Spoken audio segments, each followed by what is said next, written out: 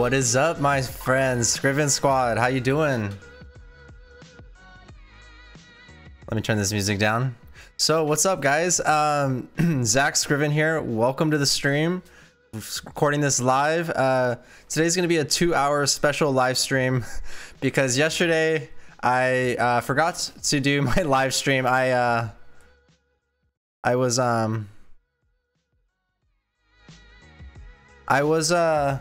was traveling out to my mom's house for just to come visit her this weekend, and so I got in really late last night, and I was just spending some time with her and my sister and her boyfriend. So kind of forgot to do the live stream. So we're gonna make it up right now. Actually, I think my sister might be coming in right now. So let's just recap. Where are we at? And say what's up in the chat. You guys are able to join in. Hello world. I will be checking the chat. Hopefully this works. I'll be checking the chat like kind of here and there in between each chapter. So we are on day 23. Today's technically day 24, May the 4th. Yesterday was May the 3rd, day 23. So we're gonna start out at day 23. It's gonna start out at 2 Samuel chapter 12, verses 11 through 31.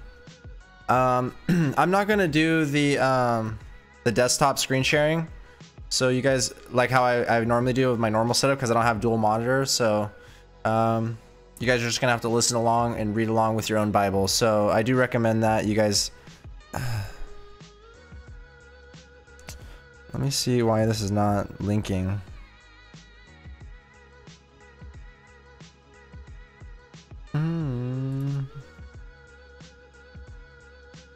So I'm trying to figure out why my restream chat is not working.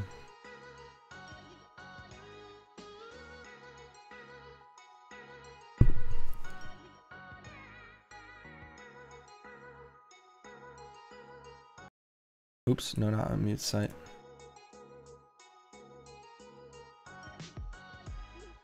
So it looks like it is working. It's just not coming back into here. Let's get the web server. No, not.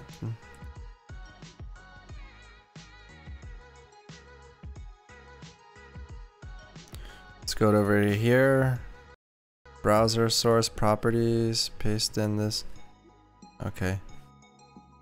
This is working? No? What the heck happened?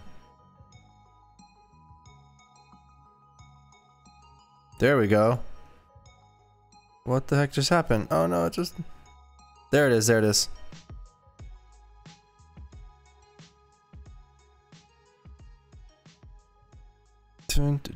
What's up if you guys are joining the live stream? Hello.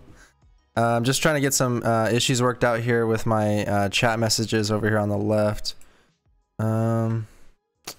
So if you guys could type something in the chat, and then I could kind of see it pop up on the screen here. Just trying to make sure it's... I'm in like a temporary setup. I'm at my mom's house, and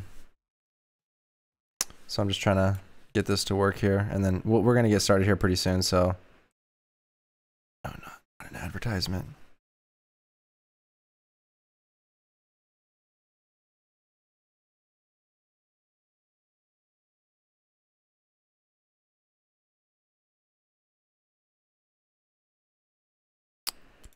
Chat is ready to display messages.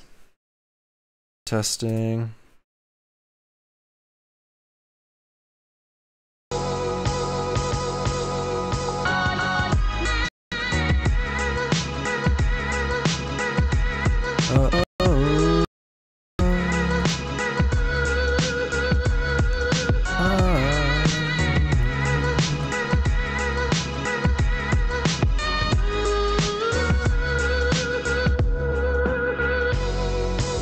Oh, there it is, there it is. Okay, there it is. It's working.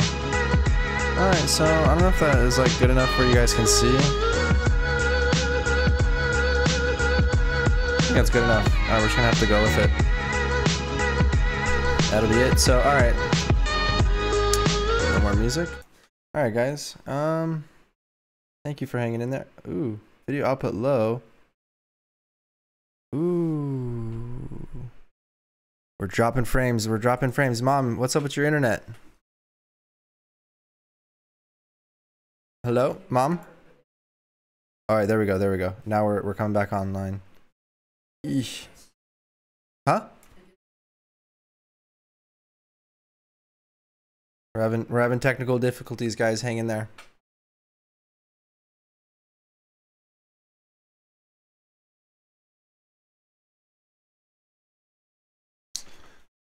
Can't tell if... Okay, so it looks like it's outputting good, but... What? What'd you say, Mom?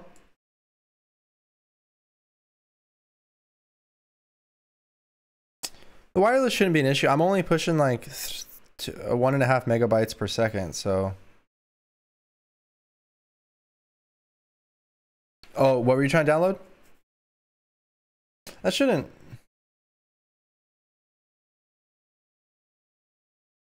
matter that much. Okay. All right, I'm just gonna get started here. So we are starting out in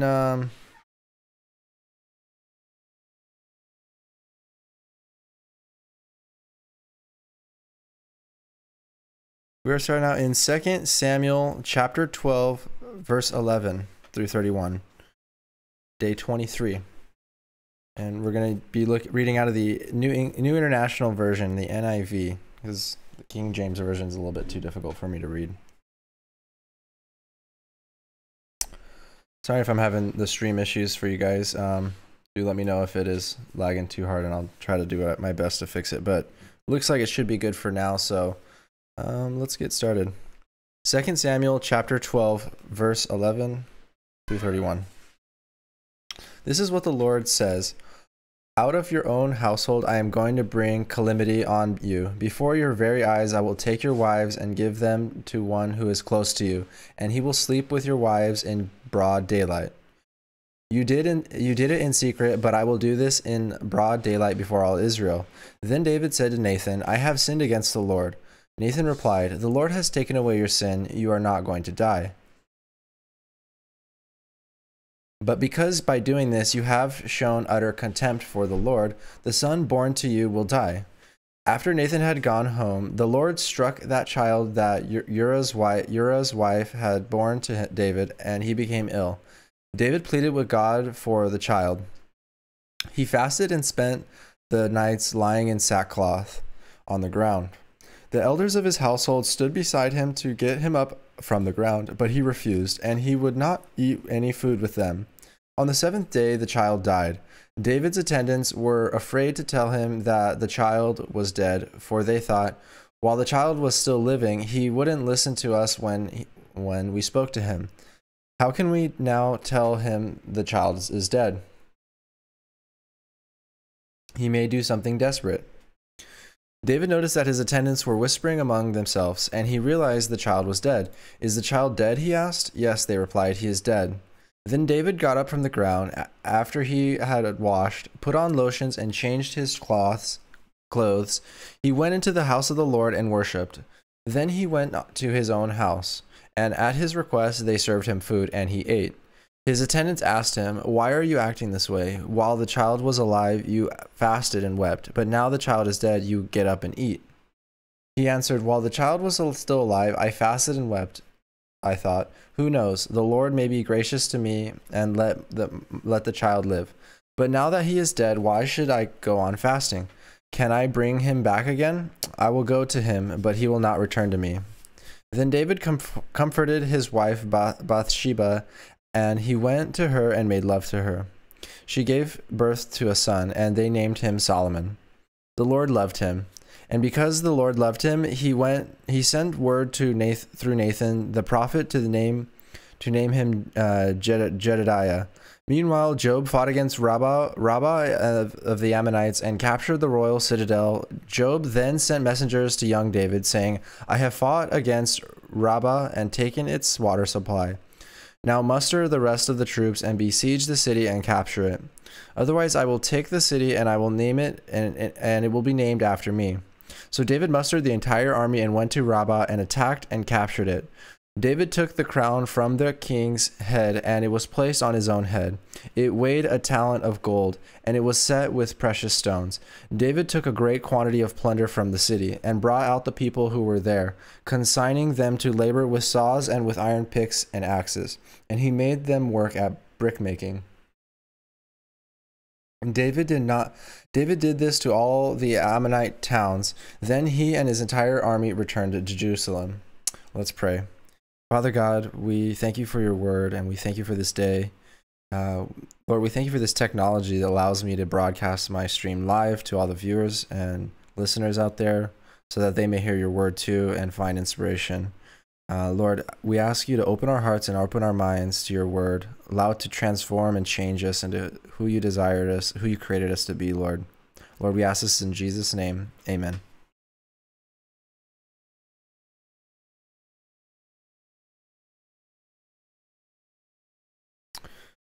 2 Samuel chapter 13.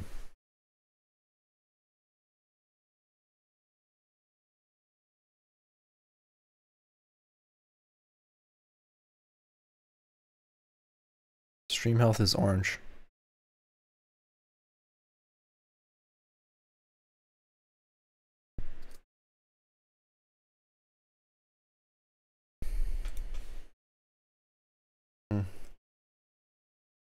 Taking a second to load. Amnon and Tamar. In the course of time, Amnon, son of David, fell in love with Tamar, the beautiful sister of Absalom, son of David. Amnon became so obsessed with his sister Tamar that he made himself ill.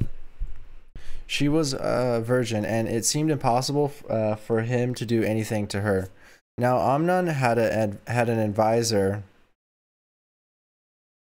named Jonab, son of Shimeah, David's brother. Jonab was a very shrewd man. He asked Amnon, "Why do you, the king's son, look so haggard morning after morning? Why won't you tell me?" Amnon said to him, "I'm in love with Tamar, my brother Absalom's sister. Go to bed and pretend to be ill." Jonadab said, "When your father comes to see you, say to him, I would like my sister Tamar to come and give me something to eat. Let her prepare the food in my sight so that so I may watch her, and then I'll eat from her hand."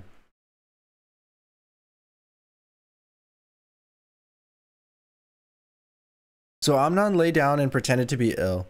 When the king came to see him, Amnon said to him, "I would like my sister Tamar to come and make some special bread in my sight, so I may eat from her hand." David sent word to Tamar at the palace, "Go to the house of your brother Amnon and prepare some food for him." So Tamar went to the house for her brother Amnon, who was lying down. She took some dough, kneaded it, made the bread in its sight, and baked it. Then she took the pan and served him the bread, but he refused to eat. "Send everyone out there," Amnon said. So everyone left him. Then Amnon said to Tamar, "Bring the food here into my bedroom so that I may eat it from your hand." Tamar took the bread she prepared and brought it to her brother Amnon in this bedroom. But when she took it to him to eat, he grabbed her and said, "Come to bed with me, my sister." "No, my brother," she said to him, "don't force me. Such a thing should not be done in Israel. Don't do this wicked thing." "What about me? Where could I get rid of my disgrace? And what about you? You would like to be one of the wicked fools in Israel? Please speak to the king. He will not keep me from being married to you." But he refused to listen to her, and since he was stronger than her, he raped her. Then Amnon hated her with intense hatred. In fact, he hated her more than he had loved her. Amnon said to her, get up and get out." "No," she said to him. "Sending me away would make a greater wrong than what you have already done to me." But he refused to listen to her. He called his personal servant and said, "Get this woman out of my sight and bolt the door after her." So his servant put her out and bolted the door after her. She was wearing an ornate robe, for this was the kind of garment the virgin daughters of the king wore. Tamar put ashes on her head and tore the ornate robe she was wearing. She put her hands on her head and went away, weeping aloud as she went. Her brother Absalom said to her, "Has that Amnon your brother been with you? Be quiet for now, my sister, he is your brother. Don't take this thing to heart." And Tamar lived in her brother Absalom's house, a desolate woman. When King David heard all this, he was furious. And Absalom never said a word to Amnon, either good or bad. He hated Amnon because he had disgraced his sister Tamar. Absalom kills Amnon. 2 years later, when Absalom's sheep shearers were at Baal Hazor near the border of Ephraim, he invited all the king's sons to come out. Absalom went to the king and said, "Your servant has had shearers come.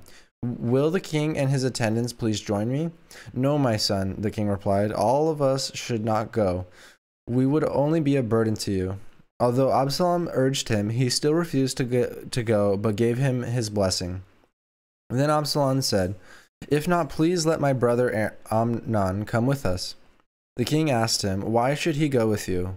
But Absalom urged him, so he sent with him Amnon and the rest of the king's sons. Absalom ordered his men, "Listen, when Amnon is in high spirits from drinking wine, and I say to you, strike Amnon down, then kill him. Don't be afraid. Haven't I given you this order?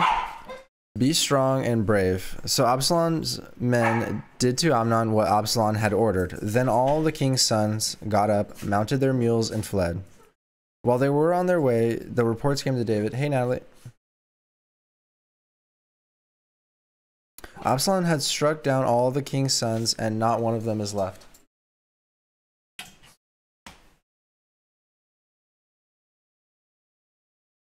The king stood up, tore his clothes, and lay down on the ground, and all his attendants stood by with their clothes torn. But Jonadab, son of Shimeah, David's brother, said, "My lord should not think that they killed all the princes. Only Amnon is dead." This has been Absalom's express intention ever since the day Amnon raped his sister Tamar. My lord the king should not be concerned about the report that all of the king's sons are dead. Only Amnon is dead. Meanwhile, Absalom had fled. Now the man standing watch looked up and saw many people on the road west of him, coming down the side of the hill. The watchman went and told the king, "I see men in the direction of Horonaim on the side of the hill." Jonadab said to the king, "See, the king's sons have come. It has happened just as your servant said." As he finished speaking, the king's son came in, wailing loudly. The king too, and all his attendants wept very bitterly. Absalom fled and went to Talmi, son of Ammihud, the king of Geshur. But King David mourned many days for his son. After Absalom fled and went to Geshur, he stayed there 3 years. And King David longed to go to Absalom, for he was consoled concerning Amnon's death. 2 Samuel chapter 14. Absalom returns to Jerusalem. Joab, son of Zeruiah, knew that the king's heart had longed for Absalom.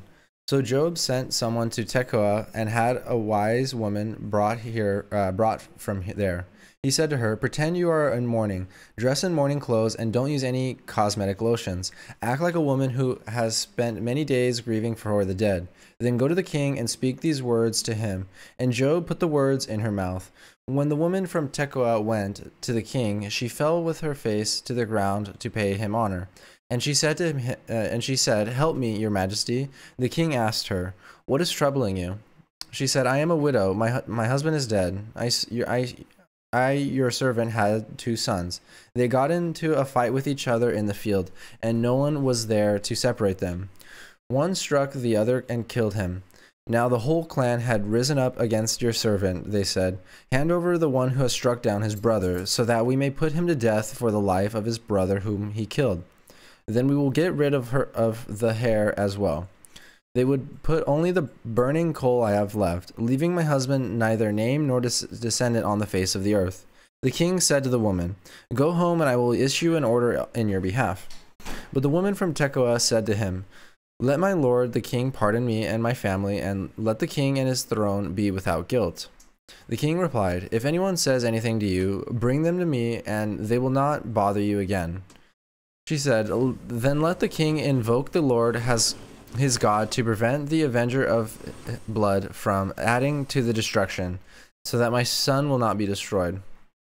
As surely as the Lord lives, he said, not one hair of your son's head will fall to the ground.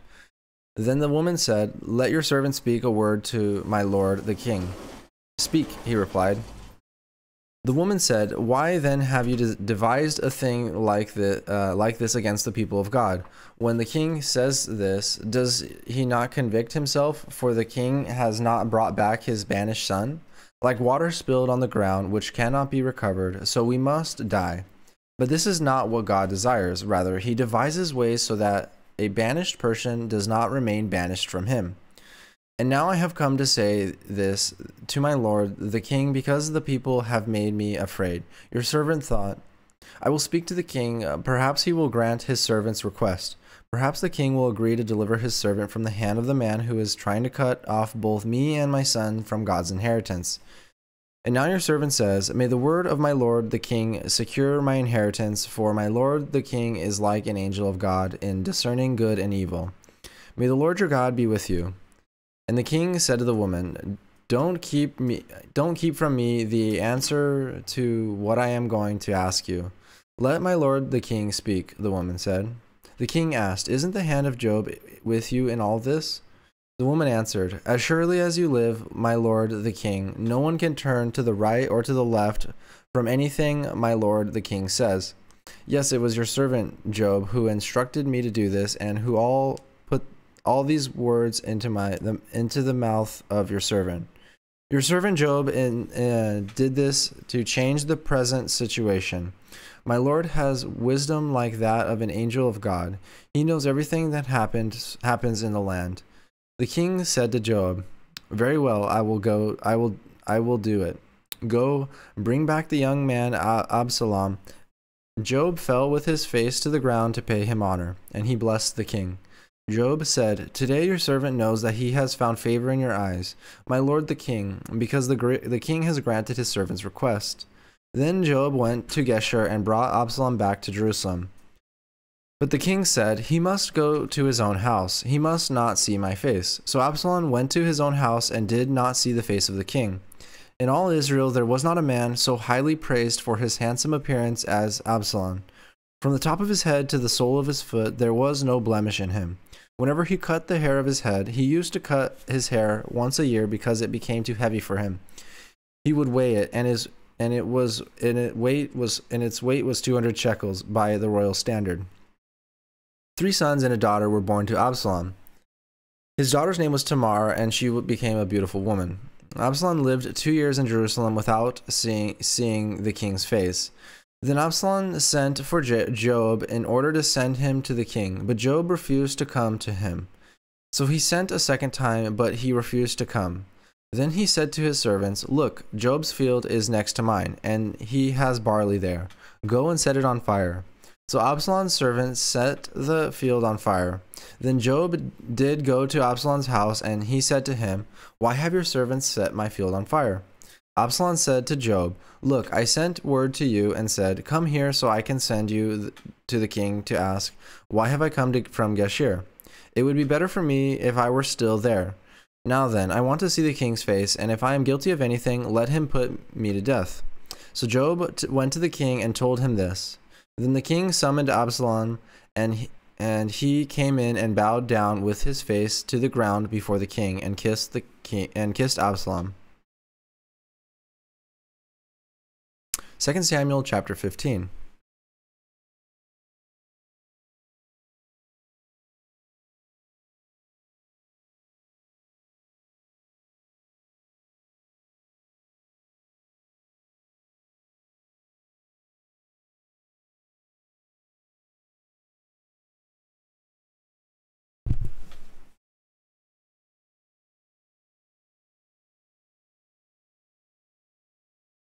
Second Samuel chapter 15.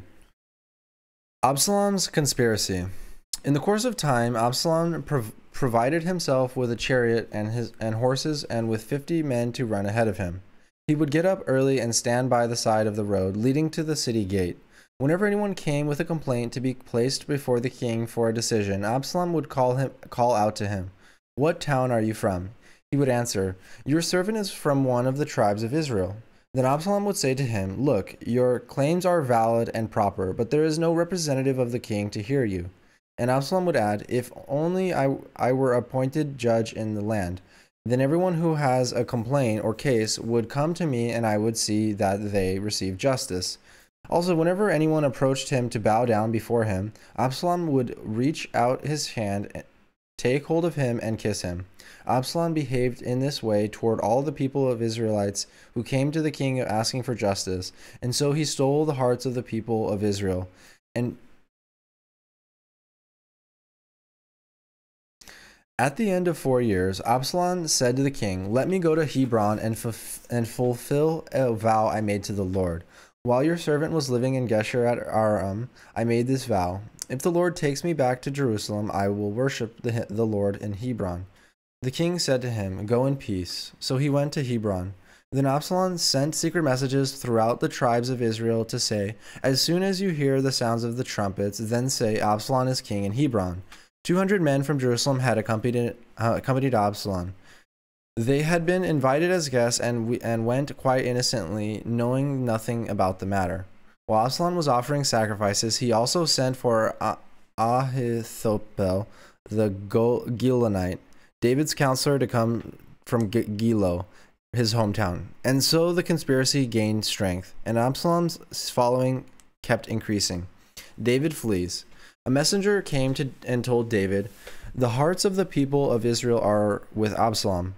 Then David said to all of his officials who were with him in Jerusalem, "Come, we must flee, or none of us will escape from Absalom. We must leave immediately, or he will move quickly to overtake us and bring ruin on us and put the city to the sword." The king's officials answered him, "Your servants are ready to do whatever our lord the king chooses." The king set out, with his entire household following him. But he left 10 concubines to take care of the palace. So the king set out with all the people following him, and they halted at the edge of the city. All his men marched past him, along with all the Kerethites and Pelethites. All the 600 Gittites who had accompanied him from Gath marched before the king. The king said to Littai the Gittite, "Why should you come along with us? Go back and stay with King Absalom. You are a foreigner and exile from your homeland. You came only yesterday, and today shall I make you wander about with us. When I do not know where I am going, go back and take your people with you. May the Lord show you kindness and faithfulness." But Littai replied to the king, "As surely as the Lord lives, as my lord the king lives, wherever my lord the king may be, whether it means life or death, there will your servant be." So David said to Littai, "Go ahead, march on." So Littai the Gittite marched on with all his men and the families that were with him. The whole countryside wept aloud as all the people passed by. The king also crossed the Kidron Valley, and all the people moved on toward the wilderness. Zadok was there too, and all the Levites who were with him were carrying the ark of the covenant of God. They sat down the ark of God, and Abiathar offered sacrifices until all of the people had finished leaving the city. Then the king said to Zadok, "Take all the ark of God back into the city. If I find favor in the Lord's eyes, he will bring me back and let me see it and his dwelling place again. But if he says, 'I am not pleased with you,' then I am ready. Let him do to me whatever seems good to him." The king also said to Zadok the priest, "Do you understand? Go back to the city with my blessing. Take your son Ahimaaz with you, and also Abiathar, son of Jonathan. You and Abiathar return with your 2 sons, and I will wait at the fords in the wilderness until the word comes from you to inform me." How's it going, Savern? Thank you for the comment. I do appreciate that. So yeah, make sure to get followed. I'm trying to become kind of like a little a voice, a word of the Lord, a presence of the Lord on Twitch, and I'm also like multi-streaming to YouTube and stuff too. But I'm really trying to show that Twitch community some love from God. So thank you, and yeah, I'm gonna keep reading.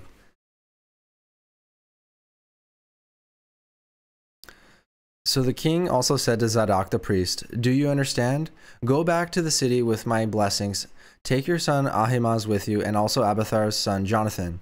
You and Abiathar return with your 2 sons. I will wait at the fords in the wilderness until word comes from you to inform me." So Zadok and Abiathar took the ark of God back to Jerusalem and stayed there. But David continued up the Mount of Olives, weeping as he went. His head was covered and he was barefoot. All the people with him covered their heads too and were weeping as they went up. Now David has been told,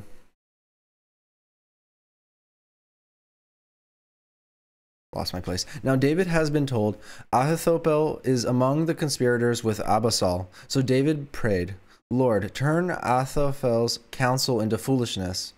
When David arrived at the summit, where people used to worship God, Hushai the Archite was there to meet him, his robe torn and dust on his head. David said to him, "If you go with him, you will be a burden to me. But if you return to the city and say to Absalom, your majesty, I will be your servant. I was your father's servant in the past, but now I will be your servant. Then you can help me by frustrating Ahithophel's advice. Won't the priests Zadok and Abiathar be there with you? Tell them anything you hear in the king's palace." Their 2 sons, Ahimaaz son of Zadok and Jonathan son of Abiathar, are there with him. "Send them to me with anything you hear." So Hushai, David's confidant, arrived at Jerusalem as Absalom was entering the city. And let's pop up the chat here so we can say what's up. What is up, guys? Hopefully that message shows up on Twitch. I can say just to Twitch. This just goes to Twitch. And then this goes to everything. So let's go show the YouTube love. What's up, guys? If you guys are showing up on YouTube, give some YouTube love. We'll go back to all chats. Holla. All right, let's keep reading. We are moving on. Oh, dang, we are getting pretty busy up here. We got 3 people in the streams. All right, so we're moving on to 2 Samuel chapter 16. Thank you guys for joining in. That's super awesome. David and Ziba. When David had gone a short distance beyond the summit, there was Ziba, the steward of Mephibosheth, waiting to meet him. He had a string of donkeys saddled and loaded with 200 loaves of bread, 100 cakes of raisins, and 100 cakes of figs and a skin of wine. The king asked Ziba, why have you brought these?" Ziba answered, "The donkeys are for the king's household to ride on. The bread and fruit are for the men to eat, and the wine is to refresh those who became exhausted in the wilderness." The king then answered, "Where is your master's grandson?" Ziba said to him, "He is staying in Jerusalem because he thinks, 'Today the Israelites will restore to me the grandfather's kingdom.'" Then the king said to Ziba, "All that belonged to Mephibosheth," that's the hardest probably word in the Bible to pronounce, "Mephibosheth is now yours." "I humbly bow," Ziba said. "May I find favor in your eyes, my lord the king." Shimei curses David. As King David approached Bahurim, a man from the same clan as Saul's family came out from there. His name was Shimei son of Gera, and he cursed as he came out. He pelted David and all the king's officials with stones, though all the troops and special guard were on David's right and left. As he cursed, Shimei said, get out, you murderer, you scoundrel. The Lord has repaid you for all the blood and you shed and the house of Saul, in whose place you have reigned. The Lord has given the kingdom into the hands of your son Absalom. You have come to ruin because you are a murderer." Then Abishai, son of Zeruiah, said to the king, "Why should this dead dog curse my lord, the king? Let me go over and cut off his head." But the king said, "Why does this have to do with you, you sons of Zeruiah? If he is cursing because of the Lord said to him, 'Curse David,' who can ask, why do you do this?" David then said to Abishai and all his officials, "My son, my flesh and blood, is trying to kill me. How much more than this Benjaminite? Leave him alone. Let him curse, for the Lord has told him to." It may be that the Lord will look upon my misery and restore to me his covenant blessing instead of his curse today." So David and his men continued along the road while Shimei was going along the hillside opposite him, cursing as he went and throwing stones at him and showering him with dirt. The king and all the people with him arrived at their destination exhausted, and there he refreshed himself. The advice of Ahithophel and Hushai. Meanwhile, Absalom and all the men of Israel came to Jerusalem, and Ahithophel was with him. Then Hushai the Archite, David's confidant, went to Absalom and said to him, "Long live the king! Long live the king!" Absalom said to Hushai, This is the love you show your friend. If he's your friend, why didn't you go with him?" Hushai said to Absalom, "No, the one chosen by the Lord, by these people and all the men of Israel, his I will be, and I will remain with him. Furthermore, whom should I serve? Should I not serve the son? Just as I served your father, so I will serve you." Absalom said to Ahithophel, "Give us your advice. What should we do?" Ahithophel answered, "Sleep with your father's concubines, whom he left to take care of the palace. Then all Israel will hear that you have made yourself obnoxious to your father, and the hands of everyone with you will be more resolute." So they pitched a tent for Absalom on the roof, and he slept with his father's concubines in the sight of all Israel. Sovereign, thank you for joining in on Twitch and YouTube. You're pretty funny. Absalom answered, "Sleep with your father's concubines, whom he left to take care of the palace. Then all Israel will hear that you have made yourself obnoxious to your father, and the hands of everyone with you will be more resolute." So they pitched a tent for Absalom on the roof, and he slept with his father's concubines in the sight of all Israel. Now in those days, the advice Ahithophel gave was like that of one who inquires of God. That was how both David and Absalom regarded all of Ahithophel's advice.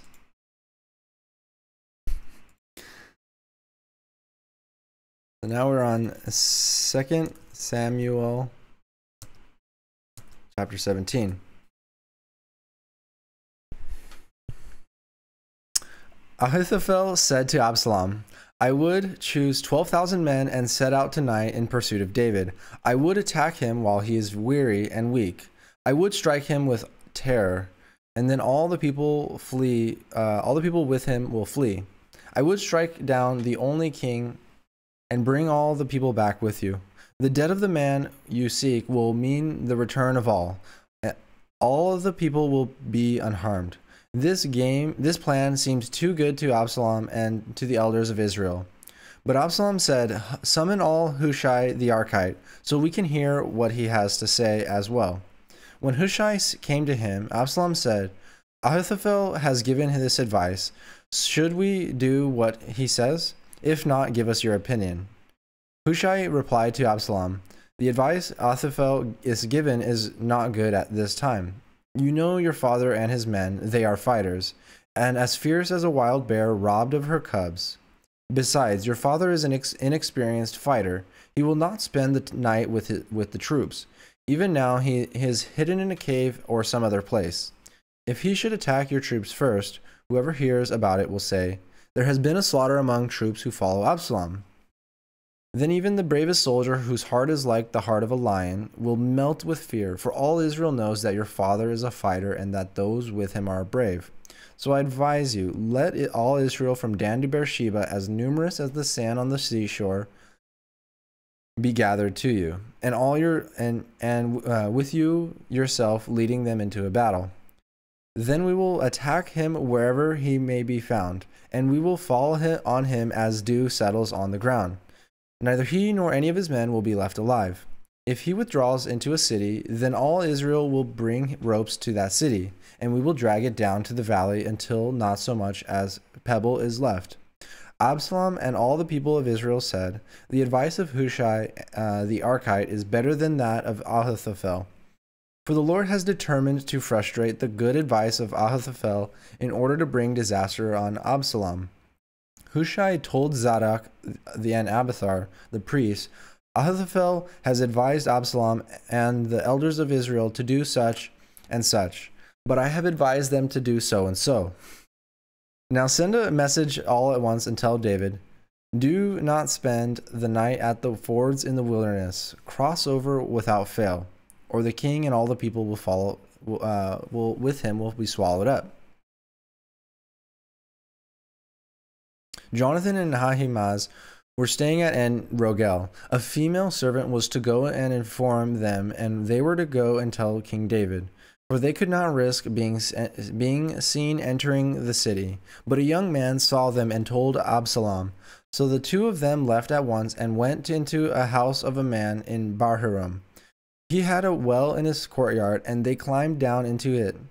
His wife took a covering and spread it out over the opening of the well and scattered grain over it. No one knew anything about it. When Absalom's men came to the woman at the house, they asked, where are Ahimaaz and Jonathan? The woman answered them, they crossed over the brook. The men searched but found no one, so they returned to Jerusalem. After they had gone, the two climbed out of the well and went to inform King David. They said to him, set out and cross the river at once. Ahithophel had advised such and such against you. So David and all the people with him set out and crossed the Jordan by daybreak. No one was left who had not crossed the Jordan. When Ahithophel saw that his advice had not been followed, he saddled his donkey and set out for his house in his hometown. He put his house in order and then hanged himself. So he died, and he was buried in his father's tomb. Absalom's death. David went with Mahiman, and Absalom crossed the Jordan with all the men of Israel. Absalom had appointed Amasa over the army in place of Joab. Amasa was the son of Jether, an Ishmaelite, who married Abigail, the daughter of Nahash and sister of Zeruiah, the mother of Joab. The Israelite and Absalom camped in the land of Gilead. When David came to Mahanaim, Shobi, son of Nahash, from Rabbah of the Ammonites, and Machir, son of Ammiel, from Lo Deber, and Barzillai, the Gileadite, from Rogelem, brought bedding and bowls and articles of poetry. They also brought wheat and barley, flour and roasted grain, beans and lentils, honey and curds, sheep and cheese from the cow's milk, and for David and his people to eat. For they said, the people have become exhausted and hungry and thirsty in the wilderness. 2 Samuel chapter 18. David mustered the men who were with him and appointed over them commanders of thousands and commanders of hundreds. David sent out his troops, a third under the command of Joab, a third under Joab's brother Abishai, son of Zeruiah, and a third under Lattai the Gittite. 2 Samuel 18. David mustered the men. Yep, I already said that. David mustered the men who were with him and appointed them over the commanders of thousands and the commanders of hundreds. David sent his troops, a third under the command of Joab, a third under Joab's brother Abishai, son of Zeruiah, and a third under Lattai the Gittite. The king told the troops, I myself will surely march out with you. But the men said, you must not go out. If we are forced to flee, they won't care about us. Even if half of us die, they won't care. But if you are worth 10,000 of us, it would be better for you to give us support from the city.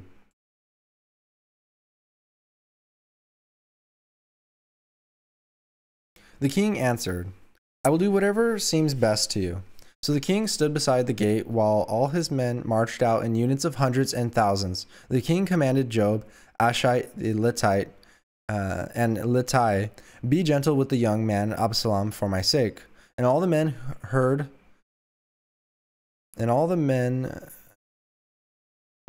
sorry. How's it going, Jeshim? Thank you. Hello. Sorry, I just lost my place, so I'm gonna. All right. But the men said, you must not go out. If we are forced to flee, they won't care about us. Even if half of us die, they won't care. But you are worth 10,000 of us. It would be better for you now, for you to give us support from the city. The king answered, I will do whatever seems best to you. So the king stood beside the gate while all his men marched out in units of hundreds and thousands. The king commanded Joab, Abishai, and Lattai, be gentle with the young man Absalom for my sake. And all the troops heard the king giving orders concerning Absalom to each of the commanders. David's army marched out of the city to fight Israel, and the battle took place in the forest of Ephraim. There, Israel's troops were routed by David's men, and the casualties that day were great, 20,000 men. The battle spread out over the whole countryside, and the forest swallowed up more men that day than the sword. Now Absalom happened to meet David's men. He was riding his mule, and as the mule went under the thick branches of a large oak, Absalom's hair got caught in the tree. He was left hanging in midair, while the mule he was riding kept on going. When one of the men saw what had happened, he told Joab, "I just saw Absalom hanging in an oak tree." Joab said to the man who had told him this, "What, you saw him? Why didn't you strike him to the ground right there? Then I would have to give you 10 shekels of silver and a warrior's belt." But the man replied, "Even if 1,000 shekels were weighed out into my hands, I would not lay hand on the king's son. In our hearing, the king commanded you and Abishai and Littai protect the young man Absalom for my sake. And if I had put my life in jeopardy, and nothing is hidden from the king, you would have kept your distance from me." And Joab said, "I'm not going to wait like this for you." So he took the 3 javelins in his hand and plunged them into Absalom's heart while Absalom was still alive in the oak tree. And 10 of Joab's armor bearers surrounded Absalom and struck him and killed him. Then Joab surrounded the trumpet, and the troops stopped pursuing Israel, for Joab halted them. They took Absalom, threw him into a big pit in the forest, and piled up a large heap of rocks over him. Meanwhile, all the Israelites fled to their homes. During his lifetime, Absalom had taken a pillar and erected it in the king's valley as a monument to himself. For he thought, "I have no son to carry on the memory of my name." He named the pillar after himself, and it is called Absalom Monument to this day. David mourns. Now Ahimaaz, son of Zadok, said, "Let me run and take the news to the king that the Lord has vindicated him by delivering him from the hand of his enemies." "You are not the one to take the news today," Joab said. Joab told him, "You may take the news another time, but you must not do so today, because the king's son is dead." Then Joab said to a Cushite, "Go tell the king what you have seen." The Cushite bowed down before Joab and ran off. Ahimaaz, son of Zadok, again said to Joab, Come what may, please let me run behind the Cushite." But Joab replied, "My son, why do you want to go? You don't have any news that will bring a reward." He said, Come what may, I want to run." So Joab said, "Run." Then Ahimaaz ran by way of the plain, and outran the Cushite. While David was sitting between the inner and outer gates, the watchman went up to the roof of the gateway by the wall. As he looked out, he saw a man running alone. The watchman called out to the king and reported it. The king said, "If he is alone, he must have good news." And the runner came closer and closer. Then the watchman saw another runner, and he called down to the gatekeeper, "Look, another man is running alone." The king said, He must be bringing good news, too." The watchman said, "It seems to me that the first one runs like Ahimaaz, son of Zadok. He's a good man." The king said, "He comes with a good news." Then Ahimaaz called out to the king, "All is well." He bowed down before the king with his face to the ground and said, "Praise be to the Lord your God. He has delivered up those who lifted their hands against my lord the king." The king asked, "Is the young man Absalom safe?" Ahimaaz said, "I saw great confusion just as Joab was about to send the king's servant and me, your servant, but I don't know what it was." The king said, "Stand aside and wait here." So he stepped aside and stood there. And then Cushite arrived and said, "My lord the king, hear the good news. The Lord has vindicated you today by delivering you and from the hand of all who rose up against you." The king asked Cushite, "Is the young man Absalom safe?" The Cushite replied, "May the enemies of my lord and all who rise up to harm you be like that young man." The king was shaken. He went up to the room over the gateway and wept. As he went, he said, "Oh, my son Absalom, my son, Absalom, if only I had died instead of you. O Absalom, my son, my son. 2 Samuel chapter 19. You know, now that I'm thinking about it, guys, I think I might just do one session one day here, and instead of doing the 2 sessions to make up for yesterday, I might just do one, and then tomorrow do May the 4th and May the 5th, because I'll be back at home, my OG setup, and I don't know, my sister just got here. I don't get to see her that often, so I feel like it's more important for me to just finish. We got 3 more chapters today, so maybe another 20, 30 minutes or so. I just realized I don't know how to spell Samuel. So I think I'm gonna do that. So if you guys are in the live stream, thank you guys for hanging in there. It's awesome. You know, like God's probably trying to challenge you or something. You know, if you're sitting here listening to me talk for an hour, I don't know. But you know, maybe you're hungry, maybe you're trying to change your life, and maybe God's trying to speak to you through me. So I do hope that you guys do get something out of this. I truly do. You know, this is not for me. This is for, you know, this is for the glory of God. Oh, did I just? Okay, yeah, so we just started this one. Okay, 2 Samuel chapter 19. Job was told, the king is weeping and mourning for Absalom, and for the whole army. The victory that day was turned into mourning, because on that day the troops heard it said, the king is grieving for his son. The men stole into the city that day, as men steal who are ashamed when they flee from battle.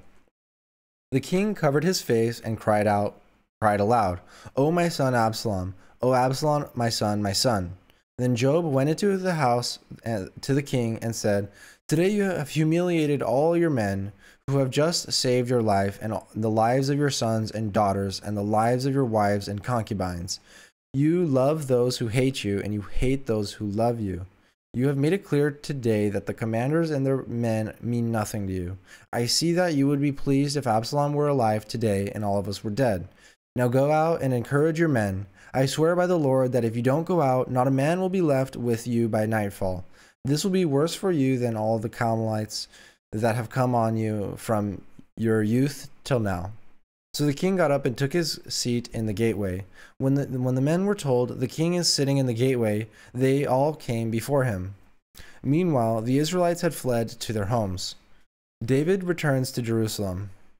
Throughout the tribes of Israel, all the people were arguing among themselves, saying, the king delivered us from the hand of our enemies. He is the one who rescued us from the hand of the Philistines. But now he has fled the country to escape from Absalom. And Absalom, whom we anointed to rule over us, has died in a battle. So why do you say nothing about bringing the king back? King David sent this message to Zadok and Abiathar the priests. Ask the elders of Judah, why should you be the last to bring the king back to his palace? Since what is being said throughout Israel has reached the king at his quarters. You are my relatives, my own flesh and blood. So why should you be the last to bring back the king? And say to Amasa, are you not my own flesh and blood? May God deal with me, be it ever so severely, if you are not the commander of my army for life in place of Job. He won over the hearts of the men of Judah so that they were all of one mind. They sent the word to the king, return, you and all your men. Then the king returned and went as far as the Jordan. Now the men of Judah had come to Gilgal to go out and meet the king and bring him across the Jordan. Shimei, son of Gera, the Benjaminite from Bahurim, hurried down with the men of Judah to meet the king David. With him were 1,000 Benjaminites, along with Ziba, the steward of Saul's household, and his 15 sons and 20 servants. They rushed to the Jordan where the king was. They crossed at the ford to take the king's household over and to do whatever he wished. When Shimei, son of Gera, crossed the Jordan, he fell prostrate before the king and said to him, may my lord not hold me guilty. Do not remember how your servant did wrong on the day my lord the king left Jerusalem. May the king put it out on his mind. For I, your servant, know that I have sinned, but today I have come here as the first from the tribes of Joseph to come down and meet my lord the king. Then Abishai, son of Zeruiah, said, Shouldn't Shimei be put to death for this? He cursed the Lord's anointed. David replied, What does this have to do with you, your sons, Zeruiah? What right do you have to interfere? Should anyone be put to death in Israel today? Don't I know that today I am king over Israel? So the king said to Shimei, You shall not die. And the king promised him on oath. Mephibosheth, Saul's grandson, also went down to meet the king. He had not taken care of his feet or trimmed his mustache or washed his clothes from the day that the king left until the day he returned safely. When he came from Jerusalem to meet the king asked him, Why didn't you go with me, Mephibosheth? He said, my lord, the king, since I, your servant, I am lame, I said, I will have my donkey saddled and will ride on it, so I can go with the king. But Ziba, my servant, betrayed me, and he has slandered your servant to my lord, the king.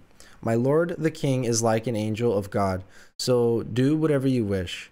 All my grandfather's descendants deserved nothing but death from my lord, the king.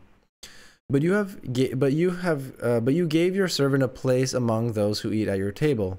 So what right do I have to make any more appeals to the king? The king said to him, Why say more? I ordered you and Ziba to divide the land. Mephibosheth said to the king, Let him take everything now that my lord the king has returned home safely. Barzillai the Gileadite also came down from Rogelim to cross the Jordan with the king and to send him on his way from there. Now Barzillai was very old, 80 years of age. He had provided for the king during his stay in Mahanaim, for he was a very wealthy man. The king said to Barzillai, Cross over with me and stay with me in Jerusalem, and I will provide for you. But Barzillai answered the king, How many more years will I live, that I should go up to Jerusalem with the king? I am now 80 years old. Can I tell the difference between what is enjoyable and what is not? Can your servant taste what he eats and drinks? Can I still hear the voices of male and female singers? Why should your servant be an added burden to my lord the king? Your servant will cross over the Jordan with the king for a short distance. But why should the king reward me in this way? Let your servant return, that I may die in my own town near the tomb of my father and mother. But here is your servant Kimham. Let him cross over with my lord the king. Do for him whatever you wish. The king said, Kimham shall cross over with me, and I will do for him whatever you wish. Anything you desire from me, I will do for you. So all the people crossed the Jordan, and then the king crossed over. The king kissed Barzillai and bid him farewell, and Barzillai returned to his home. When the king crossed over to Gilgal, Kimham crossed with him. And all the troops of Judah and half the troops of Israel had taken the king over. Soon all the men of Israel were coming to the king and saying to him, Why did our brothers, the men of Judah, steal the king away and bring him and his households across the Jordan together with all his men? All the men of Judah answered him. All the men of Judah answered the men of Israel, Why did this? Because the king is closely related. Why we did this because the king is closely related to us. Why are you angry about it? Have we eaten any of the king's provisions? Have we taken anything for ourselves? The men of Israel answered the men of Judah, We have 10 shares in the king, so we have a greater claim on David than you have. Why then do you treat us with contempt? Weren't we the first to speak of bringing back our king? But the men of Judah pressed their claims even more forcefully than the men of Israel.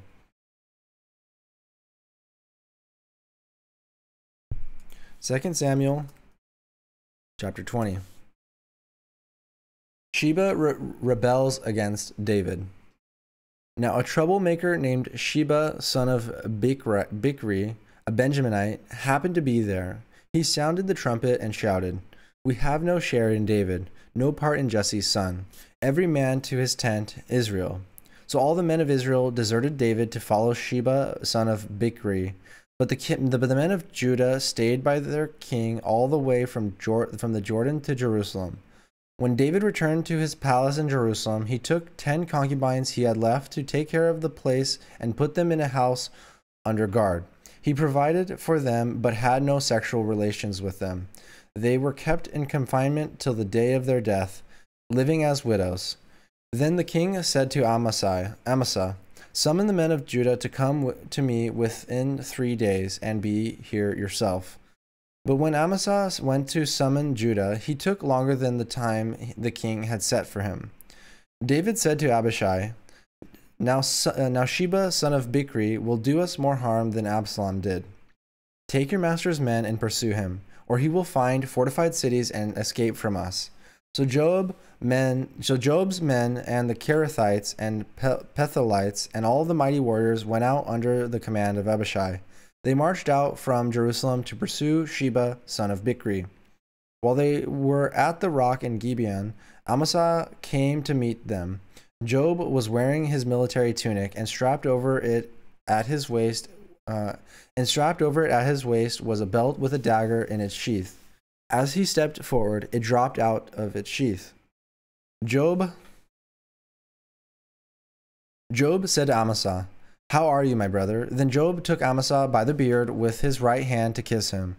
Amasa was not on his guard against the dagger in Job's hand, and Job plunged it into his belly. And Job plunged it into his belly, and his intestines spilled out onto the ground. Without being stabbed again, Amasa died. Then Job and his brother Abishai pursued Sheba, son of Bichri. One of Job's men stood beside Amasa and said, Whoever favors Job and whoever is for David, let him follow Job. Amasa lay wallowing in his blood in the middle of the road, and the man saw that all the troops came to a halt there. When he realized that everyone who came up to Amasa stopped, he dragged him from the road into a field and threw a garment over him. After Amasa had been removed from the road, everyone went on with Job to pursue Sheba, son of Bichri. Sheba passed through all the tribes of Israel to Abel Beth Makkah, and through the entire region of the Bichrites, who gathered together and followed him. All the troops with Job came and besieged Sheba and Abel Beth Makkah. They built a siege ramp up to the city, and it stood against the outer fortifications. While they were battering the wall to bring it down, a wise woman called from the city, Listen, tell Job to come here so I can speak to him. He went toward her, and she asked, Are you Job? I am, he answered. She said, Listen to what your servant has to say. I'm listening, he said. She continued, Long ago they used to say, Get your answer to Abel, and that settled it. We are the peaceful and faithful in Israel. You are trying to destroy a city that is a mother in its Israel. Why do you want to swallow up the Lord's inheritance? Far be it from me, Job replied. Far be it from me to swallow up or destroy. That is not the case. A man named Sheba, son of Bichri, from the hill country of Ephraim, has lifted up his hand against David. Hand over this one man, and I'll withdraw from the city. The woman said to Job, His head will be thrown from you to you from the wall. Then the woman went to all the people with her wise advice, and they cut off the head of Sheba, son of Bichri, and threw it to Job. So he sounded the trumpet, and his men dispersed from the city, each returning to his home. And Job went back to the king in Jerusalem. David's officials. Job was over Israel's entire army. Benaiah, son of Jehoiada, was over the Kerethites and Pethelites. Adoniram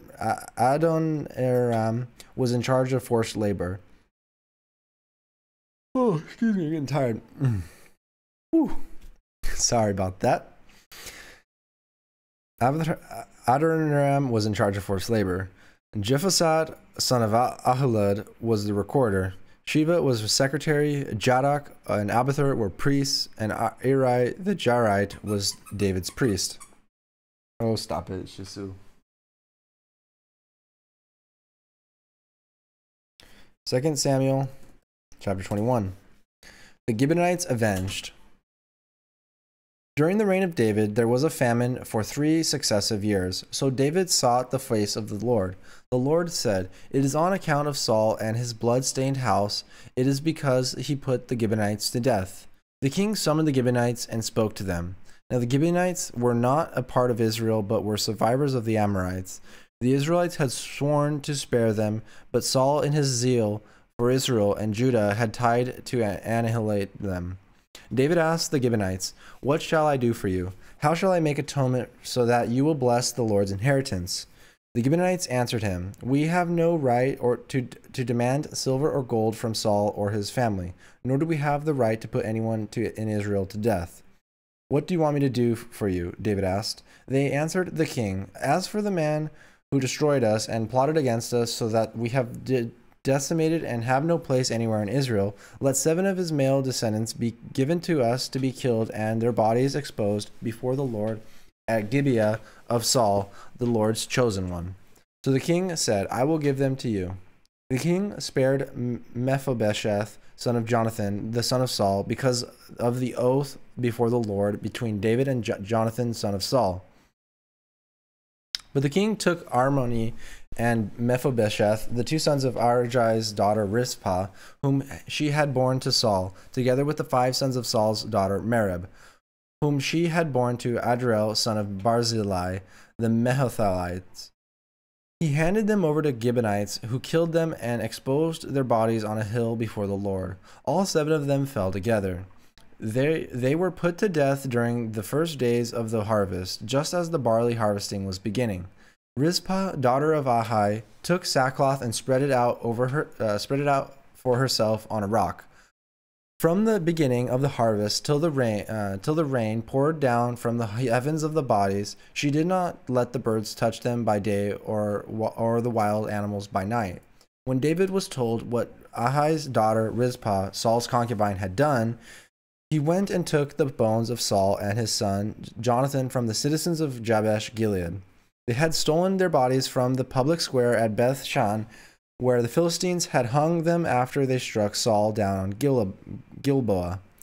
David brought the bones of Saul and his sons Jonathan from there, and the bones of those who had been killed and exposed were gathered up. They buried the bones of Saul and his son Jonathan in the tomb of Saul's father Kish at Zelah in Benjamin, and did everything the king commanded. After that, God answered prayer in behalf of the land. Wars against the Philistines.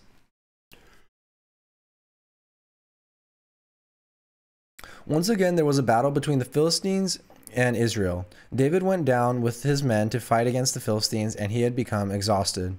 And Ishba-Benab, one of the descendants of Rapha, whose bronze spearhead weighed 300 shekels, and who was armed with a new sword, said he would kill David. But Abishai, son of Zerai, came to David's rescue. He struck the Philistine down and killed him. Then David's men swore to him, saying, "Never again will you go out with us to battle, so that the lamp of Israel will not be extinguished." In the course of time, there was another battle with the Philistines at Gob. At that time, Sibbecai the Hushathite killed Saph, one of the descendants of Rapha. In another battle with the Philistines at Gob, Elihan, son of Jair, the Bethlehemite, killed the brother Goliath the Gittite, who had a spear with a shaft of a weaver's rod. In still another battle, which took place at Gath, there was a huge man with 6 fingers on each hand and 6 toes on each foot, 24 in all. He was also descended from Rapha. When he taunted Israel, Jonathan, son of Shimei, David's brother, killed him. These were 4 descendants of Rapha and Gath, and they fell at the hands of David and his men. 2 Samuel 22, 1 through 8. Last chapter, guys. 2 Samuel chapter 22, verses 1 through 18. Excuse me. David sang to the Lord the words of this song when the Lord delivered him from the hand of his enemies and from the hand of Saul. He said, "The Lord is my rock, my fortress and my deliverer. My God is my rock. From in whom I take refuge, my shield and the horn of my salvation. He is my stronghold, my refuge and my savior. From violent people you save me. I called to the Lord, who is worthy of praise, and I have saved from my enemies. The waves of death swirled about me. The torrents of destruction overwhelmed me. The cords of the grave coiled around me. The snares of death confronted me. In my distress I called to the Lord. I called out to my God. From his temple he heard my voice. My cry came to his ears. The earth trembled and quaked. The foundations of heaven shook. They trembled because he was angry. Smoke rose from his nostrils. Consuming fire came from his nose, or from his mouth. Burning coals blazed out of it. He parted the heavens and came down. The dark clouds were under his feet. He mounted the cherubim and flew. He soared on the wings of the wind. He made darkness his canopy around him, the dark rain clouds of the sky. Out of the brightness of his presence, bolts of lightning blazed forth. The Lord thundered from heaven. The voice of the Most High resounded. He shot his arrows and scattered the enemy. With the gray bolts of lightning, he routed them. The valleys of the sea were exposed, and the foundations of the earth laid before at the rebuke of the Lord, at the blast of the breath from his nostrils. He reached down from on high and took a hold of me. He drew me out of deep waters. He rescued me from my powerful enemy, from my foes who were too strong for me. Wow, that was a really good one. A good one to end it on. So, what do you guys think? Let me know. I am super stoked to be seeing a lot of different Twitch people. Let's see, we had Gshim, Sovereign, yep. That was pretty cool. And then, you know, I've seen a few other Twitch people. I think I have a few followers. So if you guys do come across me on Twitch, make sure to hit that follow button. And eventually I maybe could make my way to an affiliate on Twitch, or maybe even partner, right? Partner. But I have to be like having like a lot of people watching. So, but you know, it just takes one person at a time. So I really do appreciate it. You guys are my inspiration. You guys are the oxygen to my fire. You know, second to the Lord and my family. You guys are right up there with my family. We're all family. We're all brothers and sisters. So I truly believe that. The Lord says, love thy enemy. So yeah, you know, thank you guys for hanging out with me. It was really fun. We'll see you tomorrow.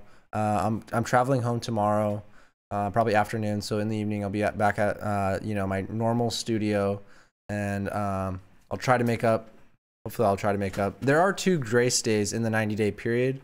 So you can miss up to 2 days, which I've already missed, but I'm made up. I'm going to make up. So I don't know. When I get to those days, I guess I'll be caught up. Maybe I'll do something else, maybe some bonus content. So I don't know. I'm rambling, guys. So I'm going to end it. So thank you guys again. We'll see you next time. And do a little fade out. Let's drop some music.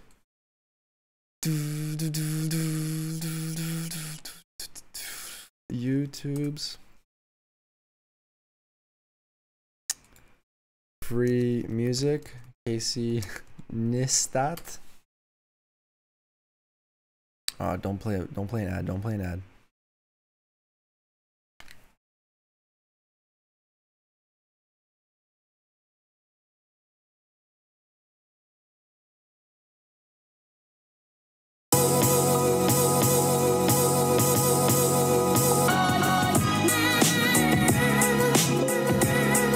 See you guys.